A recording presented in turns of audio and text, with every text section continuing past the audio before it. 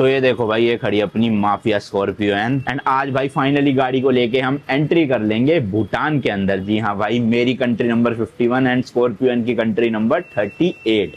तो क्या प्रोसेस है, कैसे जाते हैं, क्या क्या डॉक्यूमेंट चाहिए, सब आपको बताऊंगा। बहुत पैसा लगने वाला है, आज हमारा मोटा खर्चा होगा। तो इंडियन करेंसी में ही खर्चा होने वाला है। अब इंडियन करेंसी अपने पास है नहीं, मैं डॉलर कैरी कर रहा हूँ, तो एक्सचेंज भी करवाना पड़ेगा। तो बहुत काम है आज भाई। नीचे चलते हैं, सारे काम निपटाते हैं। उससे पहले ब्रेकफास्ट कर लेते हैं, फिर सारे काम निपटा के एंट्री लेंगे भूटान में। और अच्छी बात यह है कि भूटान का बॉर्डर 24 आवर्स खुला होता है, तो आप रात को 2 बजे या 3 बजे भी जो है वो बॉर्डर क्रॉसिंग कर सकते हो आराम से। खैर हम देर तो नहीं लगाएंगे, हम 2:30-3 बजे तक दोपहर के कर लेंगे, ताकि दिन दिन में अच्छे से वीडियो भी बन जाए, आपको भी दिखा सके। ठीक है जी, लेट्स गो। आ जाओ। ये शीतल होटल करके यहीं पे होटल था, ऐसा रूम मिल गया था, 2 बेड थे।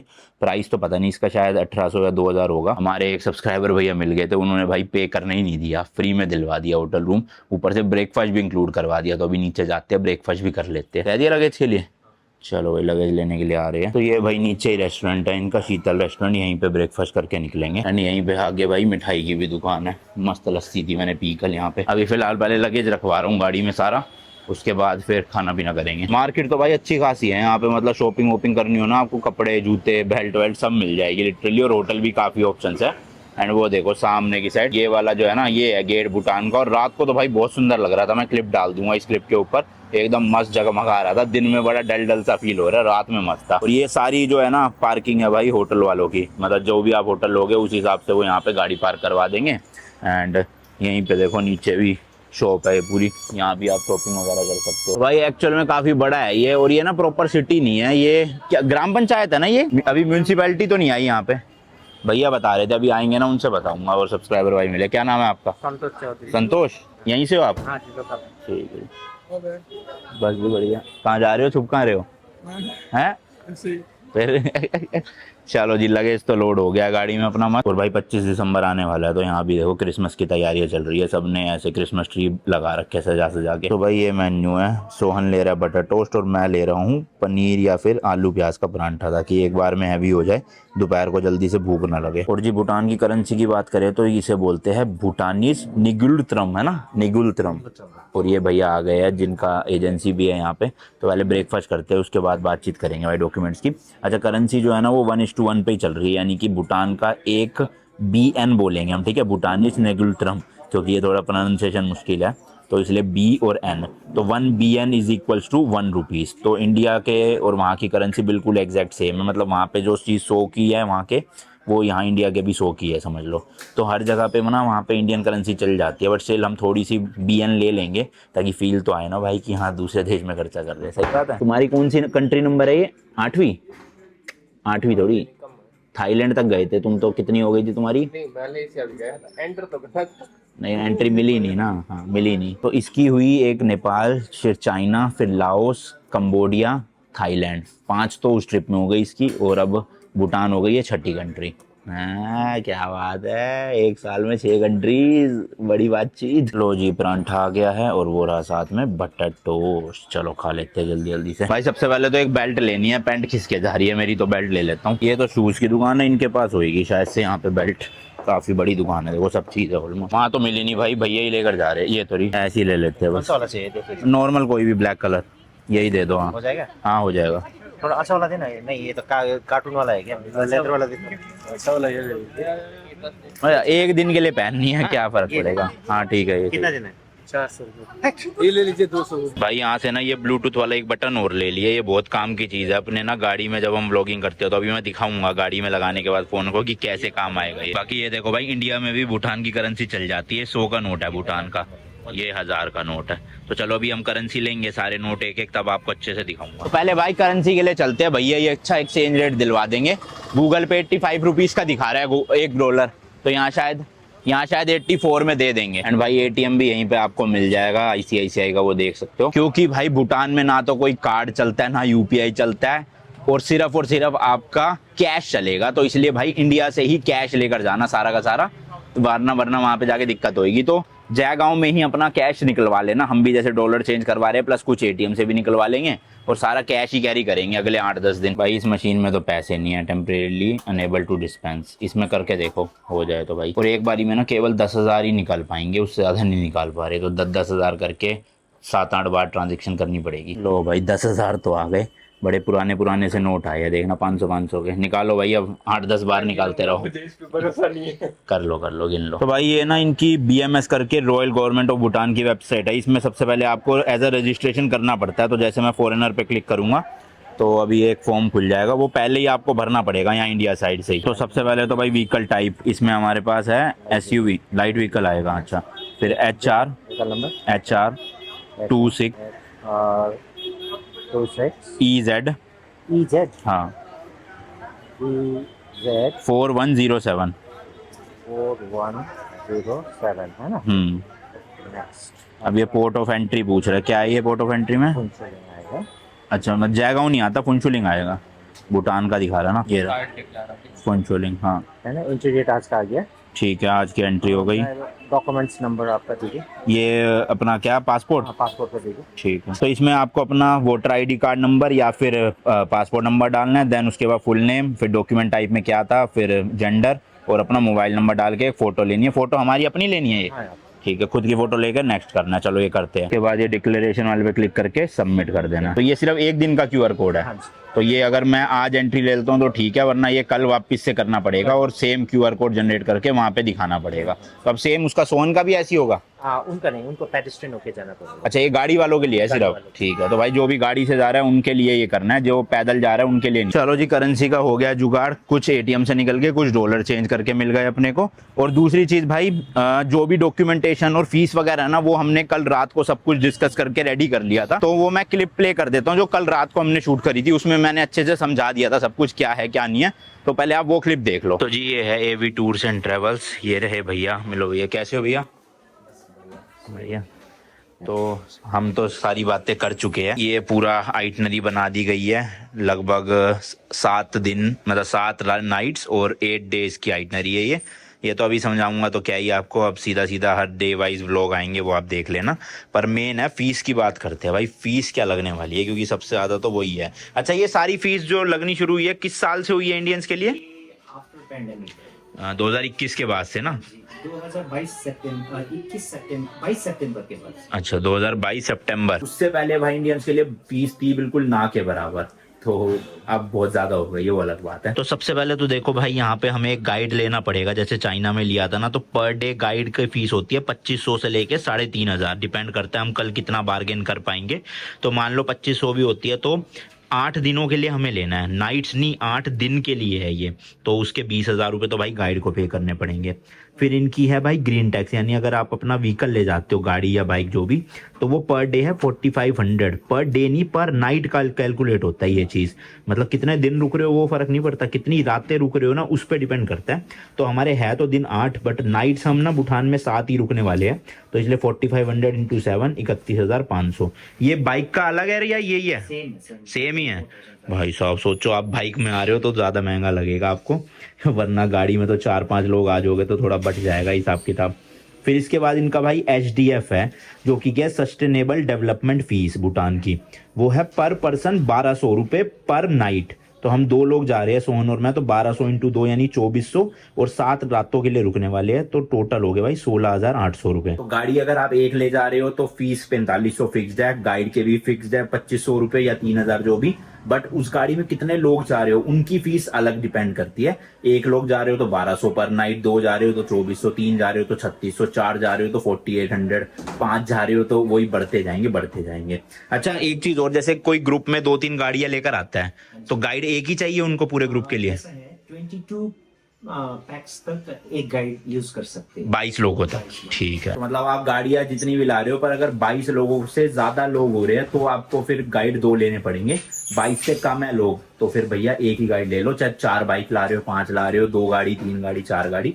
तो ये मैंने आपको फीस समझा दिया। अब इसके अलावा अच्छा, होटल्स भी मैंने सुना है ऐसा कुछ है कि मिनिमम 3 स्टार लेना पड़ता है। हाँ जी 3 स्टार क्या, मिनिमम 3 स्टार क्या। कैंपिंग तो कर ही नहीं सकते है ना, अलाउड ही नहीं है। तो 3 स्टार होटल मिनिमम लेना पड़ेगा, जो भाई स्टार्टिंग रेंज है 2500-3000 रुपए से पर नाइट, जो भी आप लोगे। और हाईएस्ट तो भाई 20-30 हजार के भी होटल होंगे। तो हम थोड़ा मिडिल कैटेगरी में रहेंगे, ना बिल्कुल लो ना बिल्कुल हाई।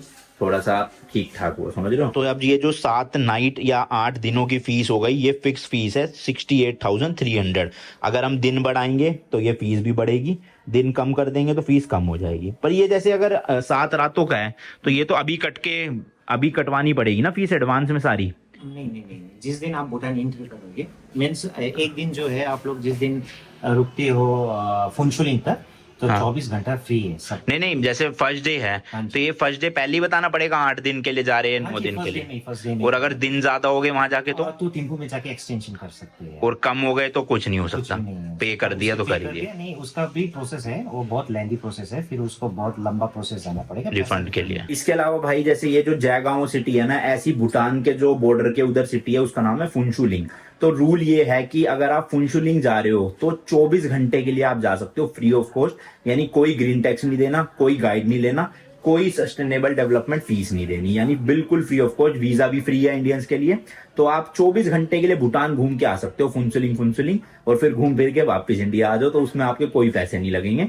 बट अगर आप 24 घंटे से ज्यादा घूम रहे हो या फुनचुलिंग से आगे जाओगे पारो या थिम्पू, तो आपको ये सब फीस कटवानी पड़ेगी, गाइड रखना पड़ेगा, इसके बिना अलाउड है ही। अच्छा, एक क्वेश्चन और, ये तो इंडियंस के लिए हो गया, फॉरेनर्स के लिए कुछ अलग है? फॉरेनर्स के लिए जो हम लोग को इंडियंस के लिए जो सस्टेनेबल डेवलपमेंट फीस जो 1200 लगती है ना, वो फॉरेनर्स के लिए $100 लगते हैं पर डे। 8,500 रुपए? जी।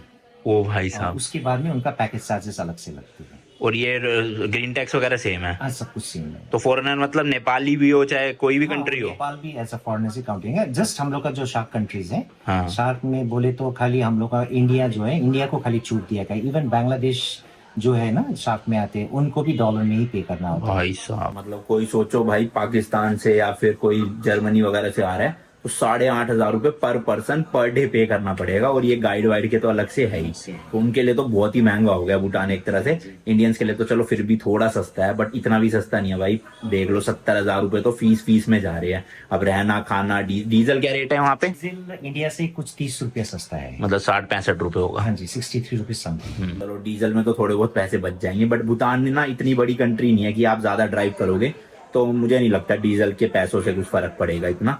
और ये फीस बहुत चुभती है भाई लोगों को। और ये कोविड से पहले बिल्कुल जीरो, ग्रीन टैक्स भी जीरो, हाँ जी, कुछ नहीं, गाइड भी नहीं चाहिए। टैक्स नहीं, 100 रुपीज तक थे उस टाइम पे। एक लगता था 100 रुपीज 100 रुपीज पर डे। अरे वो तो कुछ भी नहीं है इसके लिए, इसके सामने तो कुछ भी नहीं है भाई। तो चलो भाई, ये सब कुछ हो गया है। अब डॉक्यूमेंट्स क्या क्या चाहिए आपको, वो मैं आपको लिस्ट फटाफट बता देता हूँ। डॉक्यूमेंट्स जैसे कि आप अपना गाड़ी, खुद का गाड़ी लेके आ रहे हैं, तो पहले तो चाहिए आरसी बुक, सेकंड चाहिए आपका ड्राइविंग लाइसेंस, इंडियन चल जाएगा वो, इंडियन, और थर्ड आपका पीयूसी मतलब पोल्यूशन सर्टिफिकेट, एंड फोर्थ है आपका इंश्योरेंस। ये 4 मैंडेटरी है। और भूटान घूमने के लिए 2 डॉक्यूमेंट्स इंडियन गवर्नमेंट, इंडियंस लोगों के लिए उन्होंने छूट दे रखा है। एक है वोटर आईडी कार्ड, जो एकदम ओरिजिनल हार्ड कॉपी के साथ में चाहिए, और अदरवाइज पासपोर्ट जिसमें 6 मंथ का वैलिडिटी रहना चाहिए, तभी वो लोग एक्सेप्ट करते हैं अंदर जाने के लिए। और 24 घंटे के लिए आपके पास में अगर आधार कार्ड हो तो आप आधार कार्ड से भी 24 घंटे घूम के आ सकते हैं, बट खाली फुनचुलिंग के लिए अलाउड है। तो इन शॉर्ट 24 घंटे के लिए कोई डॉक्यूमेंट नहीं चाहिए, सिर्फ आधार कार्ड दिखाओ, गाड़ी ले जाओ चाहे बाइक ले जाओ, घूम फिर के आ जाओ।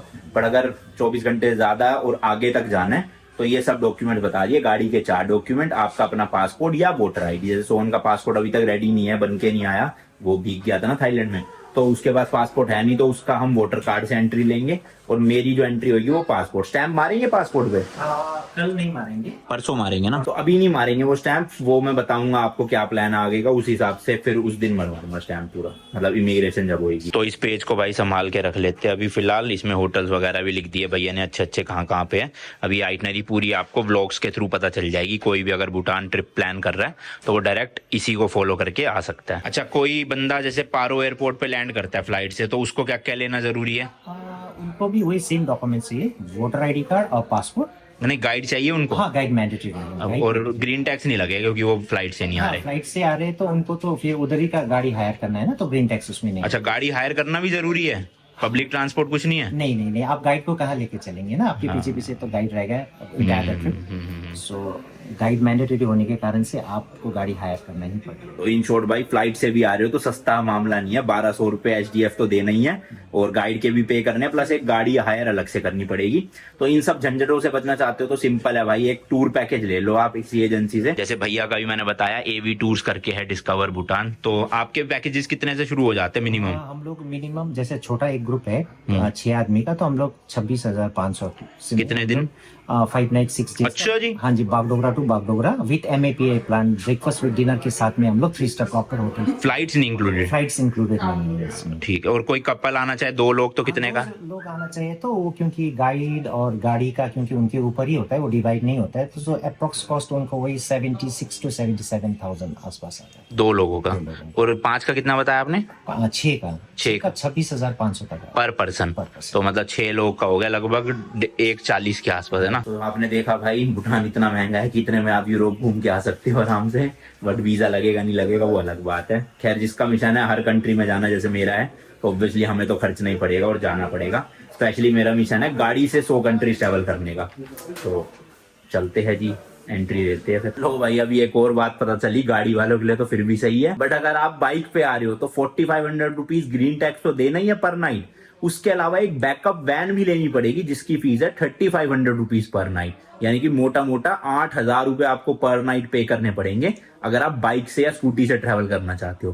तो अब मैं समझा भाई कि इतने सालों से भूटान कोई भी मोटो ब्लॉगर या फिर कोई भी गाड़ी में आ क्यों नहीं रहा है, क्योंकि भाई महंगा इतना हो गया, मतलब लोग अफोर्ड कैसे करेंगे। 10 दिन की ट्रिप के लिए आपको लिटरली भाई 1.25 लाख रुपए तो फीस पे करनी पड़ेगी, फिर रहना खाना अलग है। चलो भाई हमारे डॉक्यूमेंट्स भैया ने फोटोकॉपी प्रिंट आउट निकाल के सब कुछ रेडी कर दिया है, बस अब ये लेकर जाने हैं।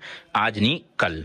आज क्यों नहीं? क्योंकि आज का हमारा प्लान है सिर्फ और सिर्फ 24 घंटे के लिए फुनशुलिंग में जाने का और उसको एक्सप्लोर करने का। मतलब मैं वो भी वीडियो बनाना चाहता हूँ कि अगर कोई पैसे पे नहीं करना चाहता, सिर्फ एक नाम के लिए आना चाहता है भूटान की, उसकी कंट्री में भी ऐड हो जाए टोटल लिस्ट की और साथ में फुनशुलिंग भी घूम ले, तो उनके लिए क्या प्रोसेस है। तो आज हम वो क्लियर करेंगे पहले कि क्या डॉक्यूमेंट देने पड़ेंगे वहां पे। मतलब कुछ नहीं देना बेसिकली, तो यही है, सीधा जाके आप फुनशुलिंग में होटल लेके रहो और आसपास घूम लो जो करना है। फिर कल के दिन जो है वो हम पूरा का पूरा प्रोसेस वापस शुरू करेंगे इमिग्रेशन वगैरह का, फिर हम आगे जा पाएंगे थिम्पू और पारो। बाकी किसी को भी कोई भी टूर पैकेज बुक करना है तो भैया का नंबर दे रहा हूँ, आप कर लेना। अच्छा, मेरा नंबर है 9735907558, ये है इंडिया का, और भूटान का अगर आप चाहते हैं तो +97577613168 है मेरा नंबर। ठीक है, व्हाट्सएप पे भी है ना इस नंबर पे।